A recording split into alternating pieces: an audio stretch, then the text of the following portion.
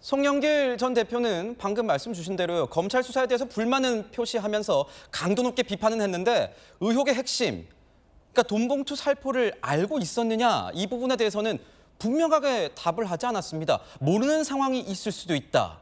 이렇게 애매모호하게 답을 내놨습니다. 들어보시죠. 돈봉투 살포 자체가 없었다는 입장이신지 아니면 있었지만 모르셨다는 입장이신지. 저는 후보로서 30분 단위로 전국을 뛰어다니는 상황이었습니다. 제가 모르는 상황이 있을 수도 있는 거기 때문에 검찰이 소환해서 조사할 것이고 기소가 된다면 법정에서 다투도록 하겠습니다. 그럼 현재 살포 자체는 있는지 없는지 확신할 수 없다는 거예요. 검찰 수사를 통해서 대응하고 법정에서 다투도록 하겠습니다. 송 전 대표가 저는 누누이 계속 이렇게 얘기를 하더라고요. 나는 당대표 이 선거 기간에 30분 단위로 일정을 했기 때문에 모르는 내용이 있을 수도 있고 내가 잘 몰랐을 수 있다 이렇게 얘기를 하는데 원래 당대표 선거 30분 단위로 다 하면서도 다른 거 다 하지 않습니까? 이런 해명이 제가 기자적인 시각에서 봤을 때는 저게 해명이 제대로 되는지가 좀 의문이라서. 국회의원 선거도 30분 단위로 해요. 네. 그리고 저기 기초의원 선거도 30분 단위라고. 이전에 돌직구쇼 맞습니다. 네. 돌직구쇼 맞습니다. 돌직구쇼입니다. 네.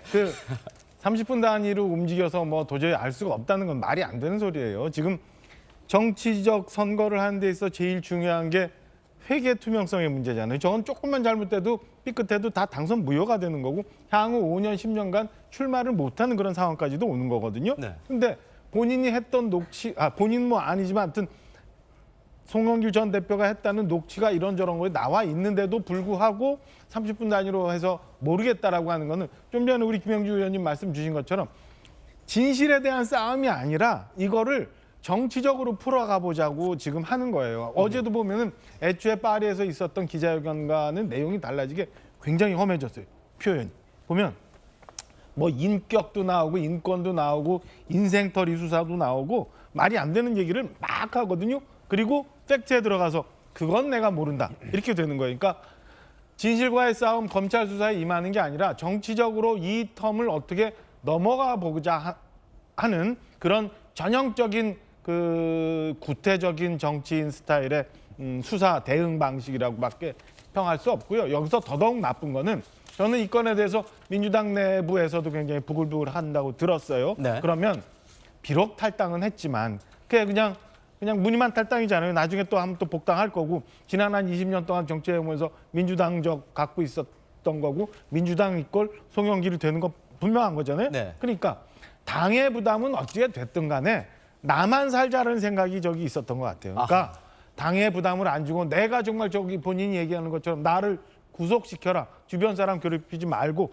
라고 한다면 당의 부담이 되지 않게 정말 떳떳하게 검찰 일정에 맞춰서 사실을 얘기하는 수사협조를 하면 되는데 저거는 정치적으로 넘어가고 나만 살자. 민주당 어떻게 될지 나는 관심 없다. 이런 거의 일환이라고 저는 어제 봤습니다. 그러니까 송 전 대표 같은 경우에는 이게 정치적 기획수사라고 지금 주장을 하고 있는 겁니다. 그래서 전용기 의원님, 네. 지금 언론을 통해서 나온 그 녹취록 내용을 보면 사실 그 내용이란 거는 민주당 내부에 있던 관계자들이 서로 나눈 내용이었고 그 내용을 들었던 국민들, 시청자분들이 들었을 때는 이건 뭔가 그 당시에 의혹이 있긴 있구나. 이런 상황이에요. 그럼 검찰이 그걸 들여다보고 있는 건데 이게 왜 정치적 기획수사라고 이제 주장을 하는 겁니까? 그걸 들여다보고 빨리 수사를 하면은 기획수사라고 이야기를 못 하겠죠. 그러나 지금 검찰이 보이고 있는 모습은 시간 타임테이블이 정확하게 짜져 있는 것 같아요. 아직까지 송영길 대표가 등장할 타이밍이 안 됐는데 갑작스럽게 수사를 본인이 받겠다라고 하고 구속을 시켜달라라고 이야기를 하니까 아니다. 아직까지 송영길 대표까지 나올 때가 아니다라고 해서 이 타임테이블, 이 시간을 조정하는 것 같거든요. 그런 측면에서 정치적 기획수사라고 이야기를 하는 것 같습니다. 조금만 덧붙여 말씀드리면 송영길 대표 진짜 피해자라면 실제로 조사를 해야 되고 그것을 수사를 통해서 밝혀내야 됩니다. 그러나 지금 녹취록을 우리가 다 봤지 않습니까? 모든 사람들이 송영길 대표가 피해자가 맞을 것이다라고 거의 확신범 수준까지 가는 지경에 이르렀어요. 그런데 송영길 대표가 출두해서 조사를 받는다는 것은 검찰이 오히려 거부를 하고 있거든요. 그런 측면에서 송영길 대표 입장에서는 답답하기도 하고요. 민주당 입장에서도 좀 답답합니다. 빠르게 수사를 통해서 조사를 통해서 해당 부분들을 다 털고 가야 되고 문제가 있다면 민주당 책임져야 되지 않겠습니까? 그런 측면에서 그 타임테이블대로 검찰이 끌고 가려고 하지 마시고 정말 문제가 있고 그 증거 능력을 입증을 받을 수 있다라고 하면 빨리 수사를 이어졌으면 좋겠다는 말씀 드리고 싶습니다. 김영주 의원님. 네. 근데 과거에도 이렇게 자진 출두한 사례들이 있었잖아요. 보면은 뭐 안희정 전 지사 같은 경우에 뭐 혐의는 다르긴 했지만 있었고 이회창 전 이회창 총재는 문제도 뭐 있었고. 신분은 피의자 신분이 아니었던 참고인 신분이었던 걸로 기록하는데 갔었습니다. 어떻습니까? 이렇게 자진 출두하는 게 뭐 어떤 뭐 도움이 됩니까? 사실은 뭐 자진 출두하는 경우에 따라서는 이게 지금 우리가 녹취록에 나왔던 사건처럼 굉장히 다양한 당사자가 얽혀 있는 부분들은 아마 수사하는 우선순위에 따라갈 거예요.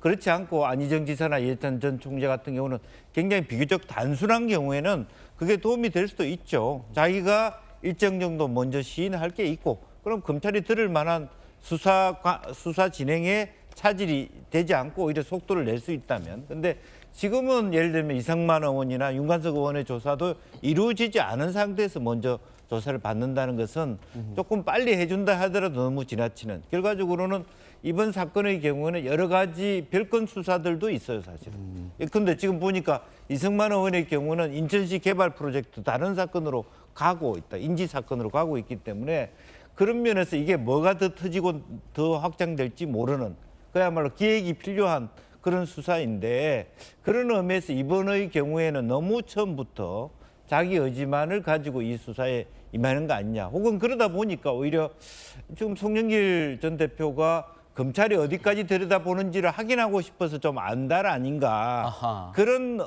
의구심도 들게 해요. 그래서 지금이라도 조금 더 검사하고 조율해서 일정을 좀 앞다투기는 하지만 그러기 위해서는 이승만 의원이나 뭐 윤관석 의원 최소한 리스트에 나오는 의원이라도 먼저 조사를 해라고 주장하는 게 더 맞다. 그리고 큰 틀에서 민주당도 빨리 이 고비를 빨리 넘기는 게 좋기 때문에 수사를 빨리 하는데 지금 송영길 대표가 이렇게 나오는 것은 수사를 빨리 하는데 도움이 안 된다.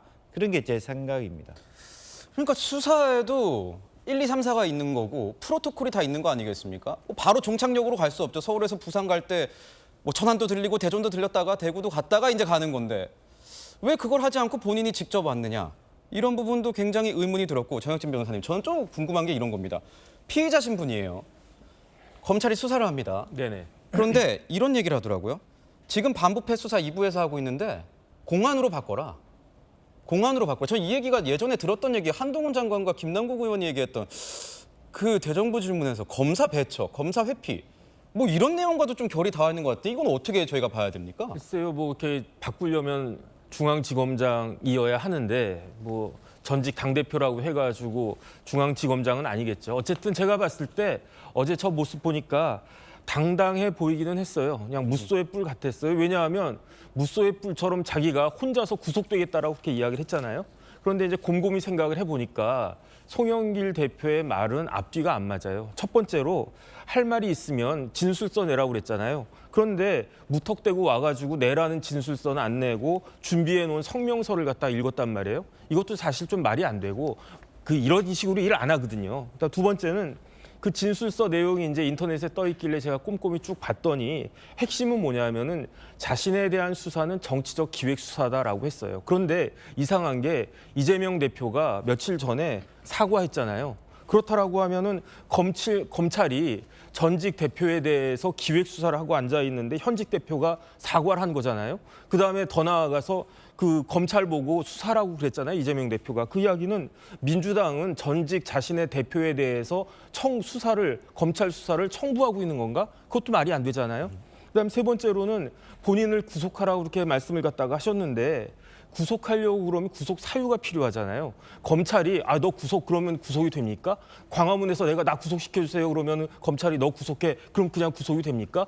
구속영장이 발부되고 그래야 되는 거고 그러려면 구속영장을 그 청구를 갖다가 해야 되고 그러려면 구속 사유가 있어야 되는데 그런데 송영길 대표가 뭐라고 그랬냐면 자신은 결백하다는 취지로 끝까지 이야기하고 있잖아요. 내가 결백하고 내가 그런데 왜 나를 갖다가 구속해야 되는지 변호사 송영길로서는 도저히 할 수가 없는 말을 왜 저런 식으로 이야기를 갖다가 하나. 지금 우리나라는요.